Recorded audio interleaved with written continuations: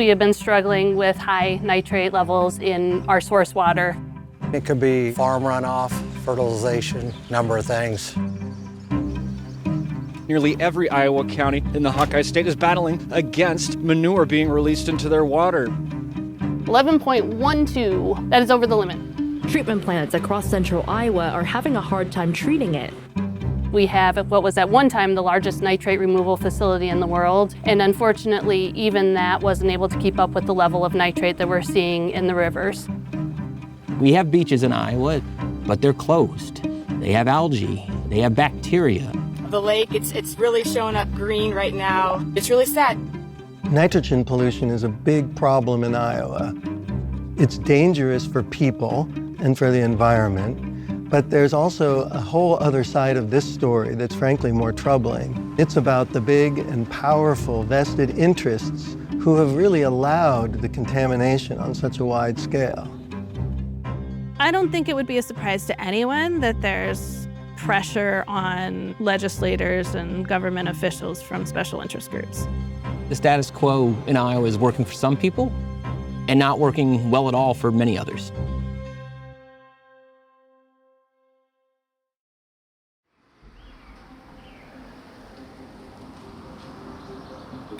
I think in 2007, we were made aware that our nitrate levels were higher than normal.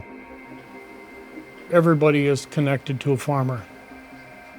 Everybody is connected with somebody who has had cancer. I'd say 4 or 5 people for sure. Everybody knows that amount who have died of cancer. And it's becoming creepy. I'm Steve Pick. I'm in Remsen, Iowa. I'm 67 years old and I've been here most of my life. I was a city clerk in utilities for about 34 years. There has to be some correlation between nitrate levels and cancer. Iowa's cancer rate has been climbing in near lockstep with the rising use of nitrogen on farms for decades. Scientists, though, aren't sure if the correlation is causative or merely coincidental. What we do know is that age-adjusted, Iowa has the nation's fastest growing and second highest cancer rate overall after Kentucky, and is one of only 2 states in the US where the cancer rate is still growing at all. Iowa used to be sort of this marshy swampland, and to make it as productive as we have, we've essentially plumbed a lot of our fields so that we can get the water off the land and make the land more amenable to crop production. Iowa is really among the most heavily modified landscapes in the entire country. Starting with European settlers, it was literally carved up into squares for individual farming families. With the endless green fields, it's hard to see how farming in Iowa could have a negative impact. But if you look a little closer, you realize it's like any other major industry, driven by market forces entirely indifferent to ecological and human health. Most of what is grown goes into animal feed and ethanol for fuel. Corn yields have risen enormously in the last 50 years. To achieve that productivity, the state's farmers spread nearly 4 billion pounds of nitrogen from fertilizer and manure on Iowa's 13 million acres of corn every year. Many in the scientific community are worried.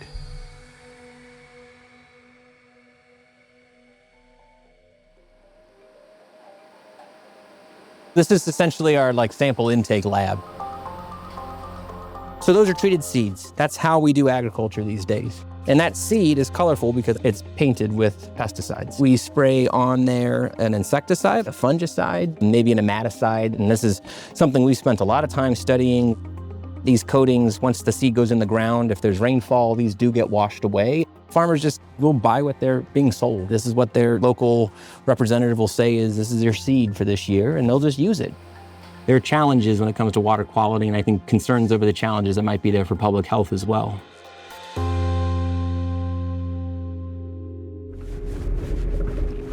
This is our well field here that supplies our water. We had one bad well. Well number 8 was extremely high. To get the nitrate out of the water, Steve Pick organized the community of Remsen, raising hundreds of thousands of dollars to buy almost 100 acres of farmland above the well field. They replaced the rows of corn and soybeans that were growing there with native prairie grasses, and the deep roots of those grasses successfully absorbed much of the pollution. Steve Pick won a Clean Water Award as nitrate levels in Remsen's wells plummeted about 40% in just a few years. But then it was all cut down. $15,000 worth of seed of planting all this and wildflowers to be just thrown away, to be sprayed. Yeah, it was pretty disheartening. Starting in 2010, more conservative politicians came into power across the state, and the project was effectively killed. Steve Pick was fired in 2012. A few years later, in 2015, nitrate levels had shot back up. This is when the story gets really interesting. Iowa's Department of Natural Resources sent a scientist to investigate the rising levels of nitrate in Remsen. That investigator identified the Tentinger cattle feedlot on the edge of town as the source of the pollution.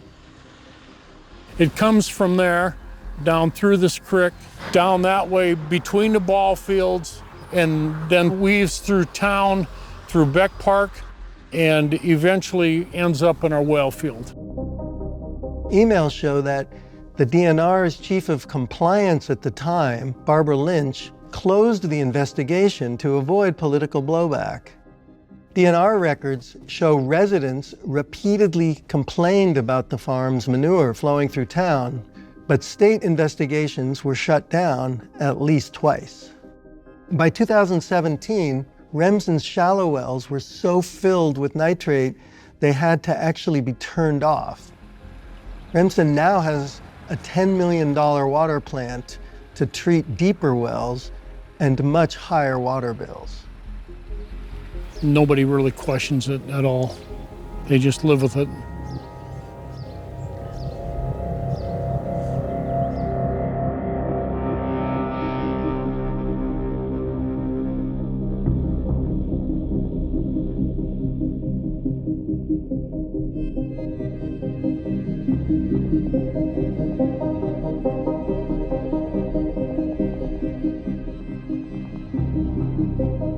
Political interference like that is not unusual in Iowa.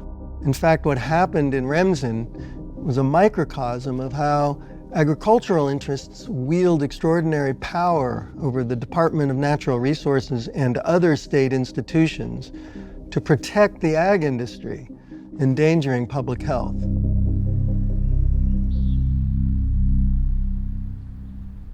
I'm Claire Ruby. I work for the Department of Environmental Science and Sustainability here at Drake. For 20 years before that, I worked for the Department of Natural Resources of Iowa. In 2019, Claire Ruby co-wrote a research paper that was led by Chris Jones of the University of Iowa. The 2019 paper, oh boy. That report examined the waterways around Remsen in northwest Iowa, where livestock feedlots have proliferated in recent decades alongside a leap in crop farming. Nitrate is a byproduct of both. What the paper showed was that there was a doubling of nutrient application in those watersheds, leading to significantly higher nitrate concentrations in the surface water. It's completely unnecessary. Folks aren't just applying what is needed to grow those crops. I discovered that there was a meeting about this with a number of the powerful ag players. I looked through the door and I saw on the screen a PowerPoint that talked about activist scientists. And things really went downhill after that. At that meeting was a group called the Iowa Farm Bureau. Advocating for family farms on issues raised by local farmers, the Iowa Farm Bureau fits the true definition of a grassroots movement. The Iowa Farm Bureau projects a wholesome image, but essentially it's a lobbying machine for the big ag businesses in Iowa. These guys don't look exactly like the typical farmer. Established in 1918, the Iowa Farm Bureau includes all kinds of investors and bankers and lawyers and goes far beyond farmers. It has unusually deep pockets for an industry trade group as well, thanks to corporate profits that it earns from an insurance subsidiary that's very large. The IFB is so influential that it was able to insert entire passages from its own publications without any citation into an early draft of the Iowa Nutrient Reduction Strategy, the state's voluntary blueprint for reducing nitrogen and phosphorus emissions. This regulation-free rulebook is what allows the agricultural industry to operate on a volume imperative. The system involves farmers who are incentivized to maximize harvests by huge demand for livestock feed, and also the federal mandate to turn corn into ethanol for auto fuel. The federal government basically indemnifies them against losses by subsidizing crop insurance.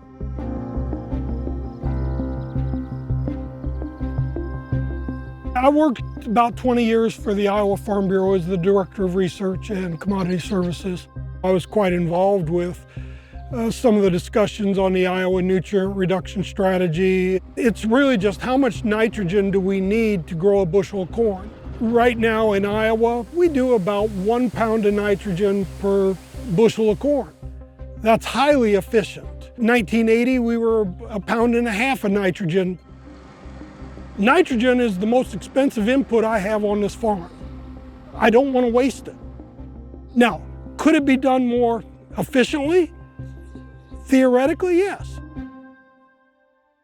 Applying blanket fertilizer has become the norm for modern farming systems, but some believe there are better and cleaner ways to do it. Iowa State University agronomy professor Matt Liebman founded and ran the Marsden Farm project from 2002 until retiring just a couple years ago. If you look at what's down below the oats here, you can see alfalfa plants that were planted at the same time as the oats. So corn likes to grow after alfalfa, and you can grow that corn with less fertilizer after alfalfa because roots can move more quickly through the soil to greater depth and explore the soil for more water and nutrients. Liebman proved that by rotating corn and soybean with alfalfa and grains, such as oats, farmers could actually earn more money while using 85% less nitrogen fertilizer. The principles and practices that you're seeing out here are well known for decades, for centuries. Most farmers have been moved toward a financial situation where they're trying to maximize their gross revenue. And if they find shortfalls in their profit because input costs are high or market values are low, the government, through your subsidized insurance, helps them maintain profitability. Because we don't assign a cost for externalities for what happens downwind, downstream, and downhill, the production economics favor the high use of inputs and the high use of farming practices that don't necessarily translate into good environmental and human health outcomes.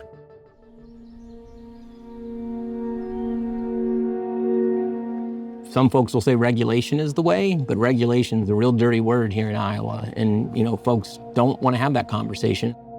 I am not blaming farmers. This is the system as it stands. This is what in the U.S. we call a food production system.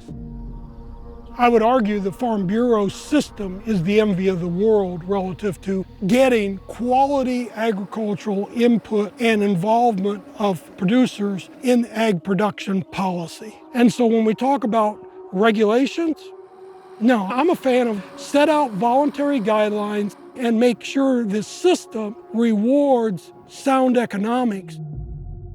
The Iowa Farm Bureau has been campaigning for years to be sure that farmers do not have to follow strict regulations.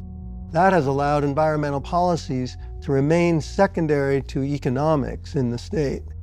Lobbying records in the state legislature show the IFB has consistently opposed and tried to repeal any measures that could take up farmland for other purposes, such as solar panels and environmental restoration.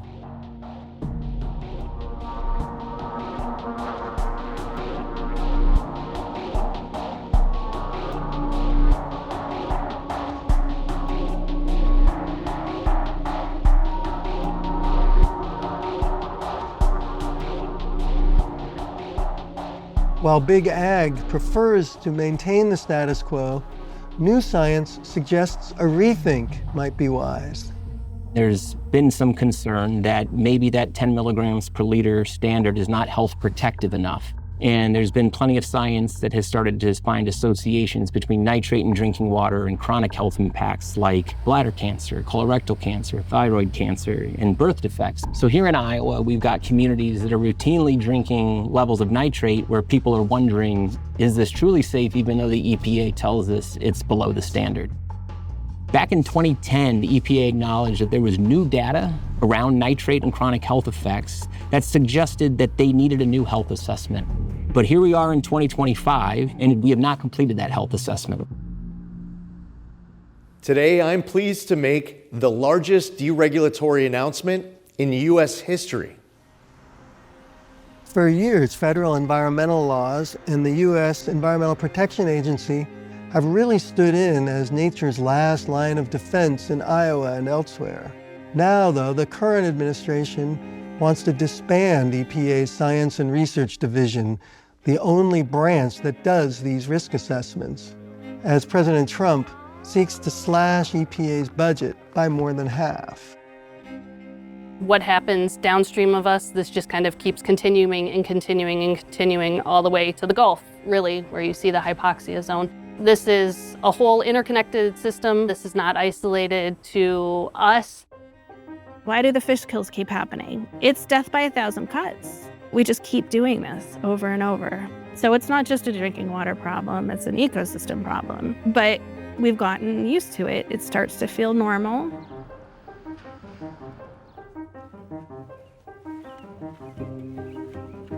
Seems like the bigger the operations around here get, the more they're reliant on chemicals. I'd like to see a happy medium in there, but it seems like it's just going way too far out of whack. Looks pretty clear, but I still wouldn't drink it.